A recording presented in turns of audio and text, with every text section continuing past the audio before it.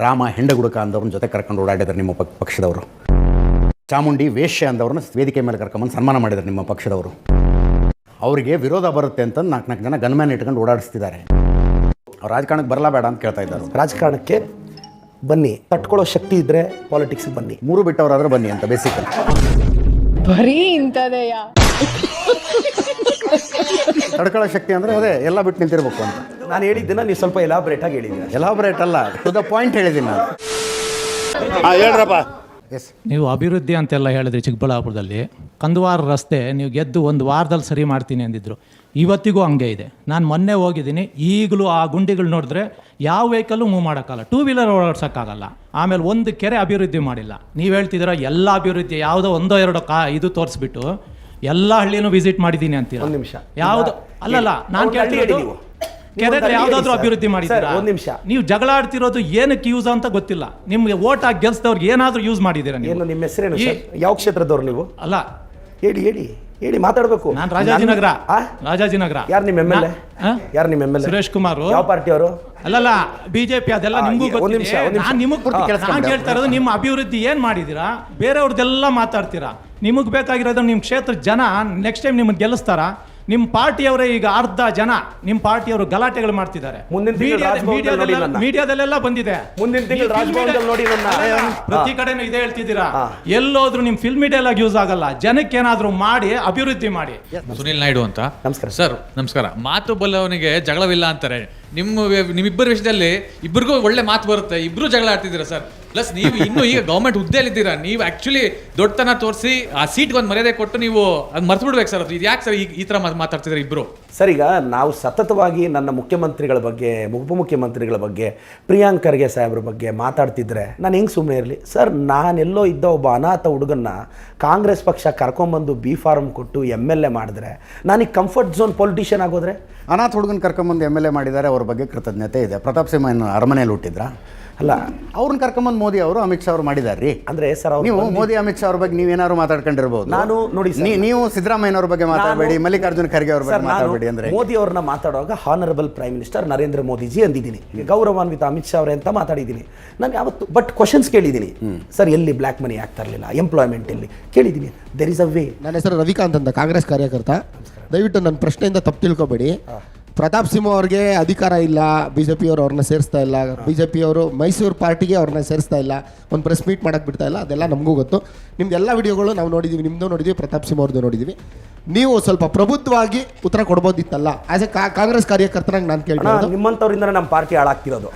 ಅಲ್ಲ, ನಿಮ್ಮಂಥವ್ರಿಂದನೇ ಪಾರ್ಟಿ ಹಾಳಾಗ್ತಿರೋದು. ಯಾಕೆಂದ್ರೆ ನೀವೆಲ್ಲ ಕಾಂಗ್ರೆಸ್ ಮುಖವಾಡ ಹಾಕೊಂಡು ನಮ್ಮ ಪಕ್ಷದಲ್ಲಿ ನಿಮ್ಮಂಥವ್ರು ಅಲ್ಲಲ್ಲಿ ಸೇರ್ಕೊಂಡೆ ನಾವು ಹಾಳಾಗಿರೋದು. ಇಲ್ಲ ಸರ್. ಇದೇ ಪ್ರತಾಪ್ ಸಿಂಹ ಸಿದ್ದರಾಮಯ್ಯ ಸಾಹೇಬ್ರನ್ನ ಮಾತಾಡ್ತಿದ್ರೆ ನಿನಗೇನು ಅನ್ಸ್ಲಿಲ್ವಾ ಸರ್? ನಿನಗೇನು ಅನ್ಸ್ಲಿಲ್ವಾ? ಒಂದು ನಿಮಿಷ ಸರ್, ನಾನು ಫಸ್ಟೇ ನನ್ನ ಪ್ರಶ್ನೆ ಶುರು ಮಾಡೋದಕ್ಕಿಂತ ಮುಂಚೆ ನಿಮಗೆ ಕೇಳಿದೆ ನಾನು, ದಯವಿಟ್ಟು ತಪ್ಪು ತಿಳ್ಕೊಬೇಡಿ ಅಂತ.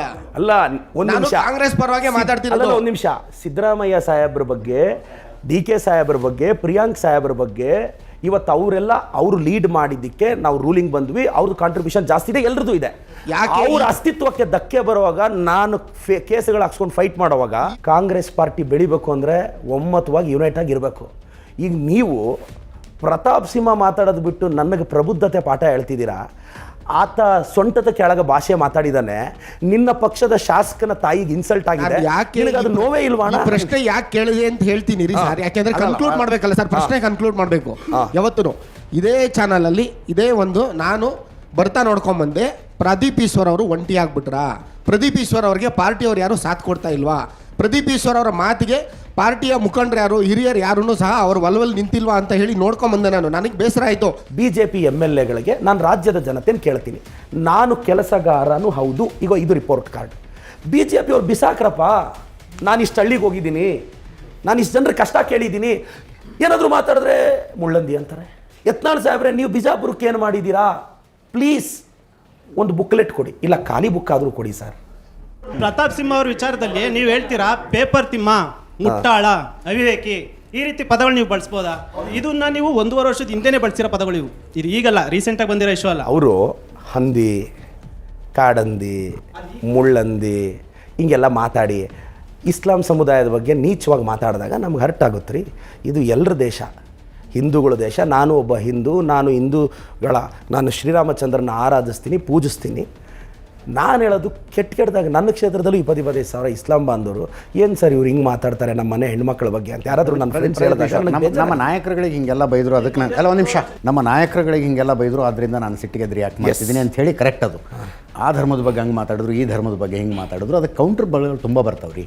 ರಾಮ ಹೆಂಡಗುಡುಕ ಅಂದವ್ರನ್ನ ಜೊತೆ ಕರ್ಕೊಂಡು ಓಡಾಡಿದ್ದಾರೆ ನಿಮ್ಮ ಪಕ್ಷದವರು. ಚಾಮುಂಡಿ ವೇಶ್ಯ ಅಂದವ್ರನ್ನ ವೇದಿಕೆ ಮೇಲೆ ಕರ್ಕೊಂಬಂದು ಸನ್ಮಾನ ಮಾಡಿದ್ದಾರೆ ನಿಮ್ಮ ಪಕ್ಷದವರು.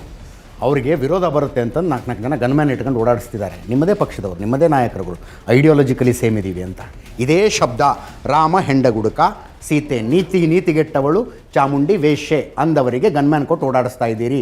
ವೇದಿಕೆಗಳನ್ನು ನಿಮ್ಮ ಪಕ್ಷದ ನಾಯಕರುಗಳು ಹಂಚ್ಕೊಳ್ತಾರೆ. ಹೆಸರು ಹೇಳ ನಾನು ಹೇಳೋದು ಆದ್ದರಿಂದ ನಾನು ಹೇಳ್ತಾ ಇದ್ದೀನಿ, ಶ್ರೀರಾಮಚಂದ್ರ ನಮ್ಮ ಆರಾಧ್ಯ ದೈವ, ಸೀತಾಮಾತೆ ನಮ್ಮ ತಾಯಿ. ಆಯ್ತು, ರಾಮನ ಬಗ್ಗೆ ಹಂಗೆ ಮಾತಾಡೋರ್ನ ಏನು ಮಾಡ್ಬೇಕಂಗಿದ್ರೆ? ನಾನು ಹೇಳೋದು ನಾವು ವಿರೋಧಿಸ್ತೀವಲ್ಲ. ಏನು ವಿರೋಧಿಸ್ತೀರಿ? ನಾನು ವಿರೋಧಿಸ್ತೀನಲ್ಲ.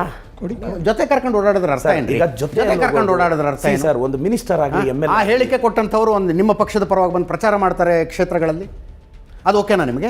ಇಲ್ಲ, ಅದು ಇರ್ರಿಲೆವೆಂಟ್ ಸರ್. ನಾನು ಒಂದು ನಿಮಿಷ ಸರ್, ನಾನು ಹೇಳೋದು ಪ್ರದೀಪ್ ನೀವು ಹೇಳಿದ್ರಲ್ಲ, ಮುಂದೆ ಇನ್ನು 30 ವರ್ಷ ರಾಜಕಾರಣದಲ್ಲಿ ಇರಬೇಕು ಅಂತಂದರೆ ನೀವು ಮುಂದೊಂದು ದಿನ ಕರ್ನಾಟಕದ ರಾಜಕಾರಣದ ಇತಿಹಾಸ ಅಂತ ಯಾರು ಬರೆದಾಗ ಒಬ್ಬ ಮಾಜಿ ಸಂಸದರು, ಒಬ್ಬ ಶಾಸಕರ ಮಧ್ಯದಲ್ಲಿ ಈ ಮಟ್ಟದ ಒಂದು ಟಾಕ್ ಫೈಟ್ ನಡೆದಿತ್ತು ಅನ್ನುವ ಅಧ್ಯಾಯ ಇರುತ್ತಲ್ಲ ಸರ್.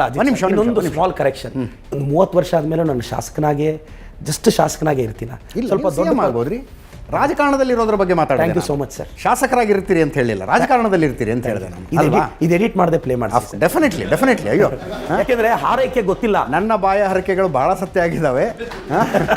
Thank you sir. ಅನೇಕ ಸಂಸದರು ಬಂದು ಧನ್ಯವಾದ ಅರ್ಪಿಸಿದ್ದು ಇದೆ. ಸರ್, ಇವಾಗ ನಾವು ರಾಜಕೀಯದಲ್ಲಿ ಮುಂದೆ ಬರಬೇಕಂತ ರಾಜಕೀಯಕ್ಕೆ ಒಂದು ಹೆಜ್ಜೆ ಇಕ್ಬೇಕಂತಿದ್ದೀರಿ. ಈ ಪ್ರತಾಪ್ ಸಿಂಹ ಇವರೆಲ್ಲ ಮಾತಾಡೋದು ನೋಡಿದ್ರೆ ಅಮ್ಮ, ಅಕ್ಕ, ಅಮ್ಮ ಇದೆಲ್ಲ ಸಂಸ್ಕೃತಿ ಮಾತಾಡ್ತಾ ಇದ್ದಾರಲ್ಲ, ನಾವು ನಮಗೆ ಬೇಜಾರಾಗ್ತಾ ಇದೆ. ಈ ರಾಜಕಾರಣ ನಮಗೆ ಬೇಕಾ? ನಾವು ಹಿಂದೆ ಸೇರಿಬೇಕಾ? ಇದೊಂದು ಕ್ವಶನ್. ಇದು ಇಲ್ಲಿಗೆ ಫುಲ್ ಸ್ಟಾಪ್ ಆಗುತ್ತಾ, ಇಲ್ಲ ಮುಂದೆ ಈ ಕಲ್ಚರಿಂದ ಮುಂದೆ ನಡೆಯುತ್ತಾ? ಅವ್ರು ರಾಜಕಾರಣಕ್ಕೆ ಬರಲ್ಲ ಬೇಡ ಅಂತ ಕೇಳ್ತಾ ಇದ್ದಾರೆ. ರಾಜಕಾರಣಕ್ಕೆ ಬನ್ನಿ, ಬಟ್ ಇಲ್ಲಿ ಎಲ್ಲ ರೀತಿಯ ತೇಜೋವಧೆಗಳಿರುತ್ತೆ. ತಟ್ಕೊಳ್ಳೋ ಶಕ್ತಿ ಇದ್ದರೆ ನಿಮ್ಮ ನೇಚರ್ ಅನಲೈಸ್ ಮಾಡಿ. ತಟ್ಕೊಳ್ಳೋ ಶಕ್ತಿ ಇದ್ದರೆ ಪಾಲಿಟಿಕ್ಸಿಗೆ ಬನ್ನಿ. 3 ಬಿಟ್ಟವರಾದ್ರೆ ಬನ್ನಿ ಅಂತ ಬೇಸಿಕಲಿ. ಅದೇ ಪ್ರತಾಪ್ ಸಿಂಹ ಥರವರಾದರೆ ಬನ್ನಿ ಅಂತ. ಅಲ್ರಿ, ತಡ್ಕೊಳ್ಳೋ ಶಕ್ತಿ ಅಂದರೆ ಅದೇ ಎಲ್ಲ ಬಿಟ್ಟು ನಿಂತಿರ್ಬೇಕು ಅಂತ ಅಲ್ಲ, ಅದು ಹಂಗಿದ್ರೆ ಮಾತ್ರ ಅಲ್ಲ. ಅದು ನಾನು ಹೇಳಿದ್ದನ್ನು ನೀವು ಸ್ವಲ್ಪ ಎಲಾಬ್ರೇಟ್ ಆಗಿ ಹೇಳಿದ್ದೀರ. ಎಲಾಬ್ರೇಟ್ ಅಲ್ಲ, ಟು ದ ಪಾಯಿಂಟ್ ಹೇಳಿದ್ದೀನಿ. ಓಕೆ. ಸಾಮಾಜಿಕ ಕೆಲಸ ಮಾಡ್ತೀರಿ, ದುಡ್ಡು ಎಲ್ಲಿಂದ ತರ್ತೀರಿ ಅಂತ ಕೇಳಿದ್ರು. ಅಮ್ಮ ಆ್ಯಂಬುಲೆನ್ಸ್ಗೆ 15 ಲಕ್ಷ ಖರ್ಚು ಮಾಡ್ತೀನಿ ತಿಂಗಳಿಗೆ. ನಾನು ಪರಿಶ್ರಮ MD ಆಗಿ ನನ್ನ ಸ್ಯಾಲರಿ 10 lakhs.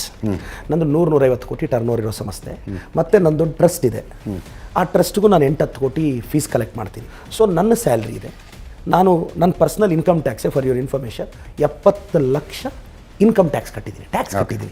ನಾನು ಪರ್ಸ್ನಲಿ ಅನಲೈಸ್ ಮೈ ಇನ್ಕಮ್, ನನ್ನ ಸ್ಯಾಲ್ರಿನ ಮತ್ತು ನನ್ನ MLA ಸ್ಯಾಲ್ರಿನ, ಈ ಟ್ರಸ್ಟ್ನ ಎಲ್ಲ ಸೇರಿಸಿ ಅಮ್ಮ ಆ್ಯಂಬುಲೆನ್ಸ್ಗೆ ಖರ್ಚು ಮಾಡ್ತೀನಿ. 20 ಜನ ಡ್ರೈವರ್ಸ್ಗೆ ಸ್ಯಾಲ್ರಿ, 10 ಆ್ಯಂಬುಲೆನ್ಸ್ ನಂದೆ, ಡೀಸೆಲ್ ನಂದೆ.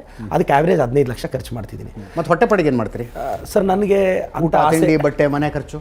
ನಾನು ಟಫ್ ಟೈಮ್ಸಲ್ಲಿ ಬೆಳೆದಿರೋ ಹುಡುಗ ಸರ್. ನಾನು ಇವತ್ತಿಗೂ ನನ್ನ ಹೆಸರಲ್ಲಿ ಅರ್ಧ ಎಕರೆ ಜಮೀನಿಲ್ಲ. ನಾನು ಇವತ್ತು ಜಮೀನು ತೊಗೊಂಡಿಲ್ಲ. ನನಗಂಥ ವ್ಯಾಮೋಹ ಇಲ್ಲ.